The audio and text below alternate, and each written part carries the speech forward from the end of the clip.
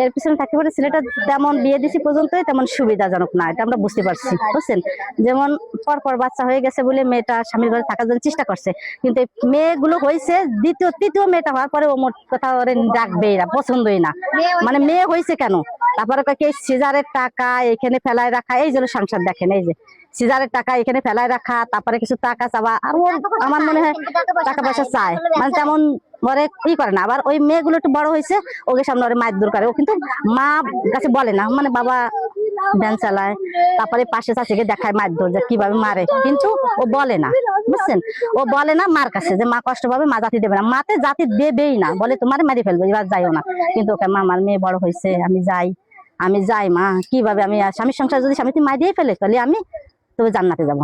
এই কথা ও এই এলাকার সবার কাছে জিজ্ঞেস করবেন যে মেয়েটা কত ভালো, খুব ভদ্র, মানে এই মেয়েটা এত মারধর কত জ্বালাতন কত, ও বেশি বলতো না। তারপরে ওর ওই যে একটা বোন যে চাকরি করে, ওর কাছে টাকা নেওয়ার জন্য ওটা চিকিৎসা করে, ওরে বানো মারছে, এই 6 মাস আগে ওরে দেবে না, কিন্তু ও এসে ভালো হয়েছে, মেয়ের জন্য 2টা ছাগল জবাই দিয়ে আকিকা করে তারপরে ওই করছে, সবাই খাওয়াই বলে নিয়ে গেছে। এবার নিয়ে ওরে যে যে বেশি বলছে, ফোনে যা যা বলছে প্রত্যেকের কাছে নিয়ে ও মারবে। আমি বিচার চাই, যে সুস্থ বিচার, যে ও কোন কারণে মারলো, ফাঁসি অথবা তিলে তিলে করে আর শেষ করা, বুঝছেন।